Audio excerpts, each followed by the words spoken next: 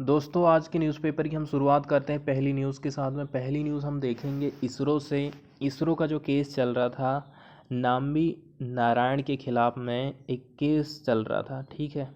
केरल सरकार ने इनको लेकर एक केस दर्ज करी थी कि इन्होंने कुछ गुप्त दस्तावेज को पाकिस्तान भेजने का इन्होंने काम किया है, और इनके साथ ही जो कि जिस प्रोजेक्ट में ये काम कर रहे थे ना, तो उसी को लेकर 2018 में सुप्रीम कोर्ट ने इनको रिहा कर दिया था। एक कमेटी बनाई थी इनकी जांच के लिए, ठीक है।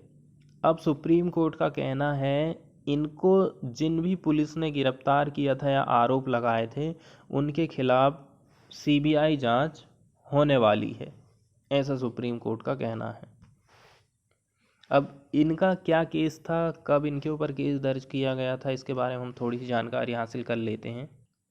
इनके ऊपर आरोप लगा था, जिस अहम प्रोजेक्ट के ये डायरेक्टर थे ना, जिस काम के लिए इनको डायरेक्टर बनाया गया था, उसी की जानकारी इन्होंने बेची थी, ऐसा इनके ऊपर पुलिस ने आरोप लगाई थी, ठीक है। 1994 का ये केस है। अक्टूबर का महीना था। केरल की राजधानी तिरुवनंतपुरम से मालदीव एक महिला को गिरफ्तार किया गया। उसका नाम था मरियम राशिदा। मरियम को इसरो के स्वदेशी क्रायोजेनिक इंजन की ड्राइंग के बारे में खुफिया जानकारी दुश्मन देश पाकिस्तान को बेचने का आरोप लगाया गया था, ठीक है। और ये जो स्वदेशी क्रायोजेनिक इंजन है ना, इस प्रोजेक्ट पर काम कर रहे थे नारायणन, इनको भी गिरफ्तार किया गया। वो इस प्रोजेक्ट के डायरेक्टर थे। इनके साथ में दो और साइंटिस्ट थे, डी शशि कुमारन और डिप्टी डायरेक्टर के चंद्रशेखर, को भी गिरफ्तार किया गया था। सब पर आरोप लगाया गया कि ये पाकिस्तान के लिए जासूसी कर रहे थे। इसके अलावा इस मामले में रूसी स्पेस एजेंसी के एक भारतीय प्रतिनिधि एस के शर्मा, एक लेबर कॉन्ट्रैक्टर, और राशिदा की सहेली फैजिया ईसन को भी गिरफ्तार किया गया था। ये था मामला, ठीक है। लेकिन जब इस मुद्दे को सुप्रीम कोर्ट में लेके जाया गया, तो सुप्रीम कोर्ट ने एक कमेटी बनाई थी इनके खिलाफ जांच के लिए, और उस जांच में ये सामने आया कि इनके ऊपर जो भी आरोप लगाए गए थे वो गलत थे। इनको रिहा कर दिया गया। 2018 में इनको रिहा कर दिया गया, और केरल सरकार के ऊपर ये जुर्माना लगाया गया कि आपने इनको जो प्रताड़ित किए हो, इनका जो अपमान हुआ है, उसके लिए आप 50 लाख रुपया की भरपाई करिए। इसके बाद वाली न्यूज़ हम देखने वाले हैं सुप्रीम कोर्ट से। सुप्रीम कोर्ट ने कहा था हाई कोर्ट में जो भी भर्तियां अभी पेंडिंग है, उसकी भर्ती आप जल्द से जल्द करिए। केंद्र सरकार को ऐसा आदेश दिया था, ठीक है। हाई कोर्ट की जो लगभग 6 महीने से जो पेंडिंग भर्तियां हैं ना, उनकी आप भर्ती करिए, वहाँ पर आप जजों की नियुक्ति करिए, ऐसा सुप्रीम कोर्ट ने ऑर्डर दिया था केंद्र सरकार को। आगे बात यह है कि केंद्र सरकार का कहना है कि हाई कोर्ट की जो 220 वैकेंसी हैं वो इसलिए खाली हैं क्योंकि जो ग्रुप होता है, बेंच होती है, उन्होंने कोई भी नाम को फॉरवर्ड ही नहीं किया है, तो हम भर्ती कैसे करेंगे, ऐसा के वेणुगोपाल का कहना है, अटॉर्नी जनरल है जो अभी वर्तमान। इसके बाद सुप्रीम कोर्ट ने डिमांड की है कि आप हर स्टेज में जो प्रोसेस हो रही है उसकी हमको जानकारी दीजिए, ये हमारे लिए बहुत ज़्यादा हेल्पफुल रहेगा, ऐसा ऐसे बोबड़े जो चीफ जस्टिस हैं उनका कहना है। तो 23 मार्च को ये जो सुप्रीम कोर्ट की बेंच थी ना, उन्होंने हाई कोर्ट की जो रिक्तियां हैं, लगभग 55 रिकमेंडेशन सरकार को दी थी कि आप ये रिकमेंडेशन है, इनको पूरा करिए।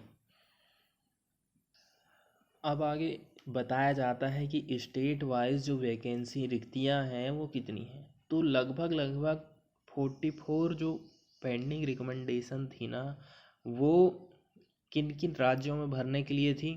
Calcutta, Madhya Pradesh, Guwahati, Rajasthan, Punjab high court. इन हाई कोर्ट में ये 44 जो पेंडिंग रिकमेंडेशन है वो दी गई थी सुप्रीम कोर्ट के द्वारा। इसके बाद हम न्यूज़ देखने वाले हैं असम से।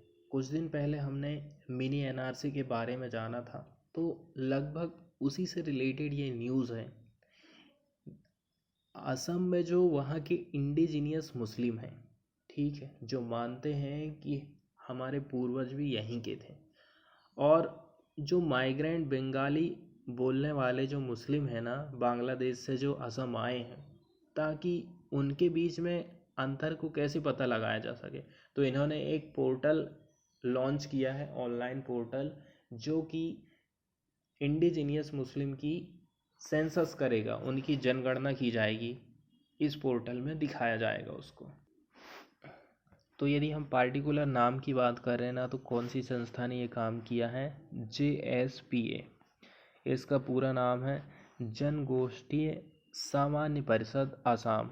इसके द्वारा ये ऑनलाइन पोर्टल को लॉन्च किया गया है, जो कि डिस्टिंग्विश कर सकेगा, अंतर बता सकेगा कि कौन माइग्रेंट है, कौन बंगाल ओरिजिन का है और बंगाली स्पीकिंग काउंटर पार्ट्स हैं, उनका जो सादृश्य दिखने वाले लोग हैं ना, उनके बीच में ये अंतर को बताएगा ये पोर्टल। अब आगे जो संस्था है ना, उसने 3 कैटेगरी को रिप्रेजेंट की है जो आसामी मुस्लिम हैं, ठीक है। इनकी कौन कौन सी कैटेगरी है? एक है गोरिया, जो कि विभिन्न जो इंडिजिनियस ग्रुप थे ना इंडिया के, और जो जनजाति लोग थे, वो कन्वर्ट होकर बन गए गोरिया। इसके बाद आते हैं मौर्य लोग। ये तो एंसेस्टर माने जाते हैं, मतलब पूर्वज माने जाते हैं, जो कि अहोम उस टाइम जो राजा हुआ करता था उनके टाइम के, इनके ये पूर्वज माने जाते हैं, जो कि अहम किंग्स के लिए वीपन और यूटेंसिल्स बनाते थे, मतलब हथियार और बर्तन बनाने का काम ये करते थे। अब यदि हम बात करें कि देसी कौन है, तो ये कन्वर्ट हुए हैं स्पेसिफिकली किससे? कोच राजबोंगसी कम्युनिटी से ये लोग कन्वर्ट होके बने हैं देसी मुस्लिम। तो इनका मेन उद्देश्य है कि एक स्मॉल स्केल का वर्जन आप तैयार कर रहे हैं एनआरसी का, ठीक है। एनआरसी बताती है कि कौन इंडिया का है और कौन बाहर से आके रह रहा है, नेशनल रजिस्टर ऑफ सिटीजन, और जो फिर बाहर का है उसको बाहर ही भेज दिया जाएगा, ऐसा एनआरसी कहती है। तो ये जो मिनी एनआरसी इनकी तैयार कर रहे हैं ना, ये संस्था तैयार कर रही है, तो ये इनका ऐसा कहना है कि ब्रिटिश एरा के पहले, मतलब जब ब्रिटिश राज चल रहा था उसके पहले से जो लोग रह रहे हैं वो इंडिजीनियस असामी मुस्लिम हैं, और उसके बाद जो भी आए हैं वो सब बाहरी आदमी हैं, वो इंडिजीनियस नहीं है, यहाँ के मेन मुस्लिम नहीं है, ऐसा इस संस्था का कहना है। और हम उन्हीं लोगों की लिस्ट तैयार करेंगे, ऐसा ये संस्था कह रही है, JSPA। और एक बात और है जो हम उस बार भी पढ़े थे डिटेल में, कि ये जो जोलहास होते हैं ना, जोलहास मुस्लिम की कैटेगरी है, इन्होंने इनको इस गणना से, जनगणना से बाहर रखा है। इनका ये कहना है कि ये उस टाइम में आए हैं जब जो ब्रिटिश प्लांटर्स थे ना, उस टाइम में ये प्लांटेशन वर्कर के रूप में काम कर रहे थे, मजदूरी या फिर फार्मिंग का काम कर रहे थे टी की। तो इनको हमने बाहर रखा है क्योंकि ये ब्रिटिश के टाइम के हैं, ब्रिटिश लोगों के आने के बाद कन्वर्ट हुए हैं, जबकि हम अपनी लिस्ट में उनको रखेंगे जो ब्रिटिश लोगों के आने के पहले से यहाँ रह रहे हैं।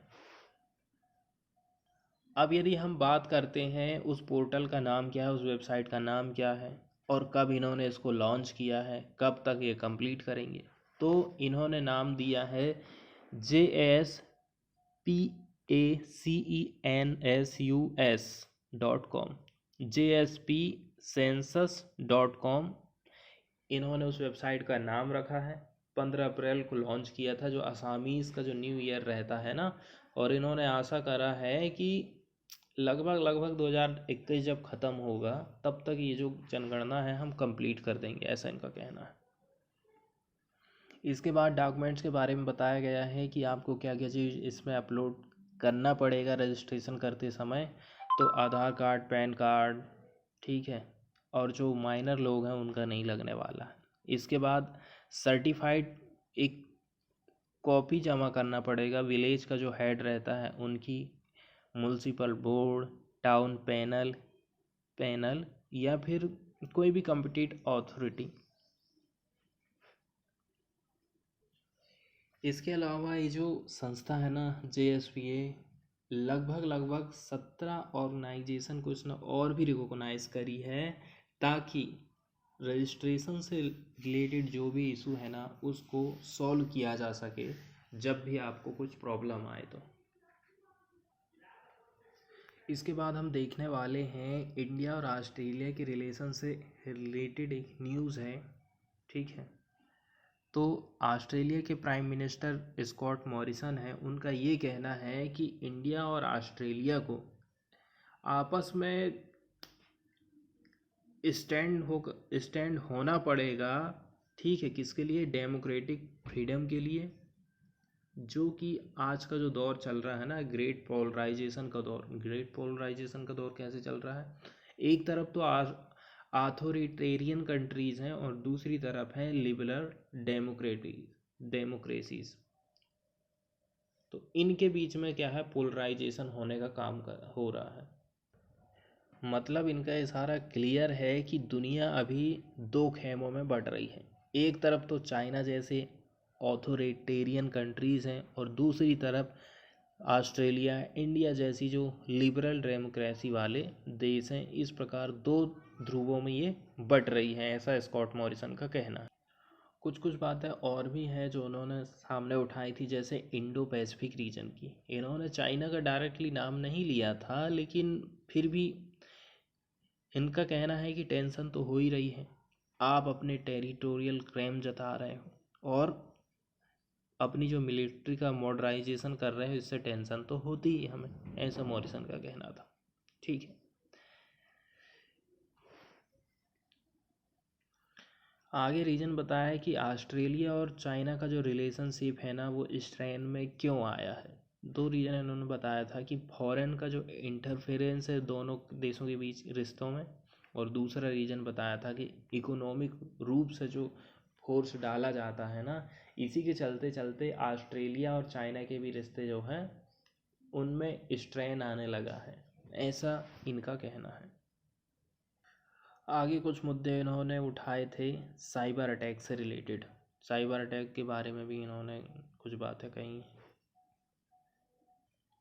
इसके बाद हम देखने वाले हैं एक रिपोर्ट को जो कि UNFPA ने जारी की है। UNFPA पॉपुलेशन की रिपोर्ट एक जारी हुई है।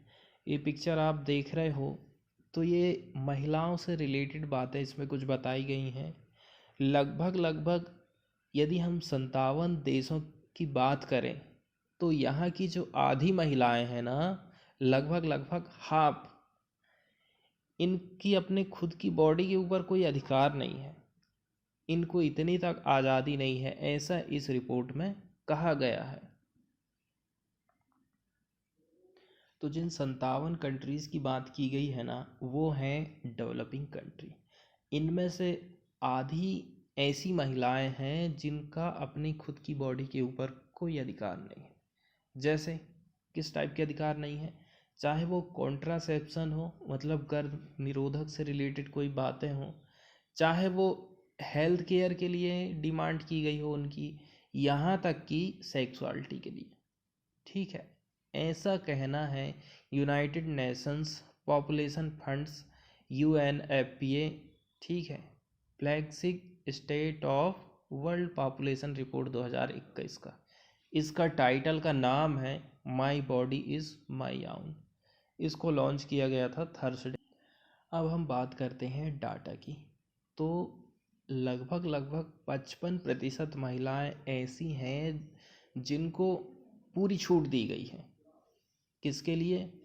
हेल्थ केयर की चॉइस वो खुद से कर सकती हैं, कॉन्ट्रासेप्शन की जो मेथड है वो खुद से अपनी ले सकती हैं, जो उनको पसंद है, जो वो चाहती हैं। ठीक है, गर्भ निरोधक से रिलेटेड जो भी उपाय है ना वो कर सकती हैं, और इसलिए भी छूट है कि वो संबंध बनाने के लिए यस और नो कह सकती हैं, इसके लिए भी उनको छूट है। और इसमें ये भी हाईलाइट किया गया है कि केवल 75% कंट्रीज ऐसी हैं जो कि लीगली इंश्योर करती हैं फुल और बिल्कुल इक्वल एक्सेस टू कॉन्ट्रासेप्शन, ऐसा इसमें बताया गया है। अब जैसे कि कुछ एग्जाम्पल बताए गए हैं यहाँ पर। इसके बाद इसमें जो वर्ड आने वाला उसके बारे में थोड़ी जानकारी हम देख लेते हैं। Female genital mutilation, FMG। इस प्रोसेस में क्या होता है कि जो फीमेल की जो जनन अंग होते हैं ना उसको काट दिया जाता है। ठीक है, फॉर नॉन मेडिकल रीजन। तो इससे तो कोई हेल्थ बेनिफिट होता नहीं है, चाहे वो गर्ल्स हो चाहे वीमेन, लेकिन इसके कारण ब्लीडिंग, ठीक है, यूरिनेटिंग और लेटर साइट्स इन्फेक्शन, और यहाँ तक कि जब वो बच्चे को जन्म देती है ना उस टाइम में भी कॉम्प्लिकेशन होती है, और जो नया जो बच्चा जन्म लेने वाला है उसकी डेथ का भी रीज़न बन जाता है। अब यदि हम बात करें कि कहाँ कहाँ पर ये काम होता है, तो 200 से अधिक मिलियन जो गर्ल्स हैं, ठीक है, वो आज भी इस प्रोसेस से गुजर रही हैं, या जिनके ऑर्गन्स को कट किया गया है। लगभग 30 कंट्रीज़ की हम बात कर रहे हैं, जिनमें अफ्रीका शामिल है, मिडल ईस्ट और एशिया शामिल है, जहाँ पर FMG को बहुत ही ज़्यादा देखने को मिलती है। ठीक है, सबसे ज़्यादा FMG की जाती है जो छोटी छोटी लड़कियां रहती हैं, और इन्फेंसी से लेकर के 15 साल तक की उम्र। इन्फेंसी मतलब होता है बचपन से लेकर। तो FMG जो है ना ह्यूमन राइट्स ऑफ गर्ल्स और वुमेन का वायलेशन है, उनके मानव अधिकारों का उल्लंघन है। इसलिए WHO इसका पूरी तरह से अपोज करता है, विरोध करता है।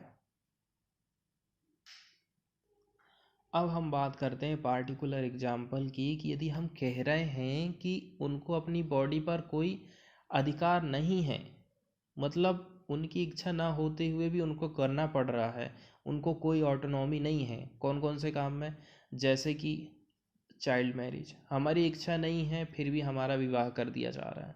ठीक है, फीमेल जेनिटियल मल्टीलेशन, इसमें वही है जो मैं आपको बताया ना, जिसमें कि उनके जो जननांग रहते हैं उनको काट दिया जाता है, उसी के बारे में यहाँ पर बताया गया है कि चाहे उनकी इच्छा हो चाहे ना हो उनके, लेकिन उनको करना पड़ रहा है। और कॉन्ट्रासेप्टिव चॉइस को लेकर भी है, जिससे कि प्रेगनेंसी आगे हो जा रही है, वो ये चीज़ चयन नहीं कर पाती हैं, उनको इतनी भी आज़ादी नहीं है कि वो चूज़ कर सकें अपने गर्भ को रोकने के लिए जो भी उपाय अपनाए जाते हैं। इसके बाद वाली जो न्यूज़ है वो चीफ जस्टिस ऑफ इंडिया से रिलेटेड है। तो अभी जो वर्तमान में हमारे CJI हैं ऐसे बोबडे, उनका कहना है कि अब टाइम आ गया है कि अब CJI की पोस्ट पर महिलाओं की भी नियुक्ति की जाए, ऐसा इनका कहना है। तो जब chief justice of high court इन्होंने इनवाइट किया महिलाओं को जज की पोस्ट के लिए, तो महिलाओं ने इसको डिक्लाइन कर दिया। क्या रीज़न बताया? Domestic responsibility. ठीक है, जैसे कि चिल्ड्रन से रिलेटेड स्टडी के कामकाज में बिजी रहना। तो आगे जब इनकी सुनवाई चल रही थी, जो याचिका दायर की गई थी सुप्रीम कोर्ट में, उसमें ये कहा गया था कि महिलाओं को भी अब जो है जज की पोस्ट पर आगे आना चाहिए। तो जो याचिकाकर्ता है उनका ये कहना है कि केवल हाई कोर्ट के जज ही क्यों बने, वो सुप्रीम कोर्ट के जो CJI की पोस्ट भी उनको मिलना चाहिए, ऐसा याचिकाकर्ता का कहना था। और उन्होंने बताया कि अभी तक अभी तक केवल एक ही जो है वुमेन चीफ जस्टिस बनी है। आल जो भी जितने भी 25 हाई कोर्ट है ना, उनका नाम बताया चीफ जस्टिस हिमा कोहली, और ये कहाँ की हैं? तेलंगाना हाई कोर्ट की चीफ जस्टिस। लेकिन दिक्कत यहाँ पर ये हो जाती है कि जो उनकी जो नियुक्ति से रिलेटेड जो भी नियम कानून है ना, उसमें वुमेन एडवोकेट का कोई उल्लेख नहीं मिलता है। इसके बाद वाली न्यूज़ हम देखने वाले हैं माइग्रेंट वर्कर से रिलेटेड। माइग्रेंट वर्कर फिर से सबसे ज़्यादा प्रभावित हो रहे हैं। ये जो कर्फ्यू लग रहा है ना, कोविड-19 के कारण जो लॉकडाउन लग रहा है, स्टेट जो लगा रहे हैं, उसमें सबसे ज़्यादा इफ़ेक्ट पड़ रहा है माइग्रेंट वर्कर्स के ऊपर। ठीक है,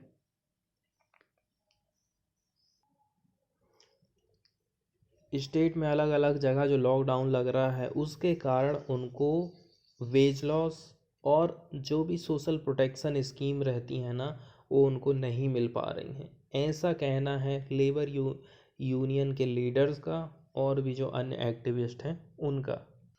और पिछले साल का जो लॉकडाउन लगा था, उससे जो उनकी कंडीशन ख़राब हुई, तो वो आज तक सही नहीं हो पाई है। यदि फिर से लॉकडाउन लग जाता है ना, तो वो फिर से स्ट्रैंडेड होने लगेंगे और उनको फिर से गांव जाना पड़ेगा। पिछले साल जहाँ पर ये लोग काम कर रहे थे, वहाँ का मालिक अब इनको लेने को तैयार नहीं है। ठीक है, और ना ही वो उस टाइम का वेज इनको दे रहा है जब लॉकडाउन लगा था। उस टाइम इनको कुछ ना कुछ तो पैसा वर्कर को देना चाहिए था ना, तो वो पैसा भी कंपनी के मालिक ने इनको नहीं दिया है। अब आश्चर्य वाली बात यह है, जैसे कि कोई शहर है, हफ्ते में 2 दिन लॉकडाउन लगा रहा है या 1 दिन लॉकडाउन लगा रहा है, तो क्या सरकार को 2 दिन की कीमत उनको दी जा रही है कि नहीं दी जा रही है? ये बहुत सोचने वाली बात है। अब केवल हम कंस्ट्रक्शन वर्कर की ही बात क्यों करें, हमें और भी थोड़ा आगे विचार करना पड़ेगा। ठीक है, नाइट कर्फ्यू ने ऑलरेडी अफेक्ट किया है जो सेक्स वर्कर रहती हैं उनको, construction workers, auto rickshaw driver. ठीक है, ये सब लोग नाइट कर्फ्यू से अभी तक प्रभावित हुए हैं। लेकिन जब ये फुल लॉकडाउन लग जाएगा ना, तो उनकी क्या स्थिति होने वाली है, वो भूखों मरेंगे। जॉब लॉस तो होने ही वाली है, खाने को तक नहीं मिलेगा उनको, ऐसी कंडीशन आने वाली है, क्योंकि कोविड-19 का केस पिछले साल की अपेक्षा दुगनी गति से बढ़ रहे हैं अभी। और सरकार को क्या करना चाहिए कि भाई देखो, 8 घंटे ना करवा के उनके घंटे को आप कम कर दीजिए, उनको सोशल बेनिफिट के लिए उनका रजिस्ट्रेशन करिए। ये सब तो सरकार कर नहीं पा रही है, तो वो कैसे सिक्योर हो पाएंगे ऐसी महामारी के दौरान? फिर से पिछले साल वाली कंडीशन आ जाएगी। पिछले साल सरकार ने तो कह दिया था कि आपको लॉकडाउन के दौरान भी आपके यहाँ जो भी वर्कर काम कर रहे हैं उनको आपको पेमेंट देना पड़ेगा, लेकिन उनको पैसा कहाँ मिला है? नहीं मिला है ना। यही सारी तो दिक्कतें हैं। अब हम देखने वाले हैं रसिया और अमेरिका के संबंध। ठीक है, अमेरिका ने कुछ और नए सैंक्शन लगा दिए हैं रसिया पर। उन्होंने लगभग लगभग 10 जो डिप्लोमेट्स हैं ना, उनको एक्सपेल कर दिया है, मतलब निकाल दिया है, बाहर कर दिया है। और कुछ ट्रेडिंग में रिस्ट्रिक्शन लगा दिया है। और लगभग लगभग 32 इंडिविजुअल को इलेक्शन में मिडल मैन मेडलिंग का काम करने के लिए, साइबर अटैक का काम करने के लिए 32 इंडिविजुअल को ब्लैक लिस्ट में डाल दिया है। तो किन किन पर इन्होंने ये बैन लगाए हैं या फिर रिस्ट्रिक्शन लगाए हैं, तो जो यूएस के बैंक्स हैं ना, ट्रेडिंग कर रहे थे रसिया गवर्नमेंट के डेब्ट से रिलेटेड, इनके ऊपर भी इन्होंने रिस्ट्रिक्शन लगा दिया है। 10 डिप्लोमेट के ऊपर रिस्ट्रिक्शन लगाया है, इनको एक्सपेल कर दिया है। ठीक है, और इनके ऊपर आरोप लगाया है कि ये लोग जासूसी का काम कर रहे थे। अब 32 लोगों को, इंडिविजुअल को एक्यूज्ड बनाया गया है, काय के लिए? बीच में ये लोग प्रभावित कर रहे थे प्रेसिडेंशियल का जो इलेक्शन हुआ था ना 2020 का, उसके लिए। आगे इसके जवाब में रसिया का कहना है कि अभी अमेरिका ही नहीं जानता है कि ये जो मल्टीपोलर वर्ल्ड है ना, अमेरिका की जो हेजीमनी है, मतलब जो अभी लीडर तुम बन रहे हो वो तुम ज़्यादा दिन तक बने नहीं रहोगे, ऐसा रसिया का कहना है। ये जो टेंशन का मेन रीज़न था ना अमेरिका और यूरोपियन यूनियन का, वो था यूक्रेन की बॉर्डर पर जब रसिया ने अपनी ट्रूप की संख्या बढ़ाई, तभी से ये टेंशन और भी बढ़ा है। इसके अलावा दूसरा रीज़न दिया जाता है जो एलेक्सी नावेल्नी है ना, इनकी गिरफ्तारी, जो कि अभी अभी जो है फ्री हुई थे मेडिकल ट्रीटमेंट से, ठीक है, जो कि इनके सबसे बड़े विरोधी थे, इनको रसिया ने गिरफ्तार करवा दिया था। आगे इन्होंने ये भी आरोप लगाया कि 2016 और 2020 का जो इलेक्शन हुआ था ना, तो डोनाल्ड ट्रंप की जो कैंडिडेंसी है उसमें इन्होंने बाधा पहुंचाई थी, या उसमें इन्होंने कहीं ना कहीं योगदान इनका रहा था इलेक्शन में बाधा पहुंचाने का रसिया का। इसके अलावा दूसरा कंसर्न हमेशा कहते रहता है अमेरिका काय का साइबर सिक्योरिटी को लेकर। तो सोलर जो वाइंड्स थी ना, इनका जब हैकिंग हुआ यूएस गवर्नमेंट कंप्यूटर सिस्टम का लास्ट ईयर, इसी के चलते चलते अमेरिका रसिया पर साइबर अटैकिंग का आरोप लगाता है। इसके अलावा कुछ और चिंताएं हैं अमेरिका की, जैसे कि रसिया का काम करता है जो भी जर्नलिस्ट है, और यदि वो रसिया की बात, रसिया की सरकार से असहमत है, तो उनको क्या काम करने का काम करता है, ये टारगेट करता है। इसके बाद हम देखने वाले हैं न्यूज़ चाइना और श्रीलंका के रिलेशन को, ठीक है। तो अभी चाइना ना श्रीलंका पर जो एक पोर्ट को डेवलप करने वाला है, ठीक है, चाइनीज़ बैक्ड जो पोर्ट सिटी है, तो इसी को लेकर श्रीलंका के लोग और वहाँ की जो अपोजिशन वाली पार्टी है ना, उनकी बहुत सारी चिंताएं हैं। इसी को लेकर उन्होंने सुप्रीम कोर्ट में अपनी अपील दायर की थी। क्या उनका कहना है, क्यों ये मना कर रहे हैं, इसके बारे में हम इस न्यूज़ में देखेंगे। तो लोगों ने जो याचिकाएं दायर की हैं, वो उनका ये कहना है कोलंबो में जो चाइना समर्थित पोर्ट बनने वाला है, वो इससे हमारी जो सोवर्निटी है ना, वो डायरेक्ट प्रभावित होने वाली है। सोवर्निटी मतलब होता है कि हमारे देश पर किसी और का शासन नहीं है, किसी और के कहने से हमारे देश का शासन नहीं चल रहा है, हमारे देश की खुद की सरकार है। तो हमारी सरकार को कहीं ना कहीं चाइना इफेक्ट ना कर दे, ऐसी चिंता उन्होंने जाहिर की है।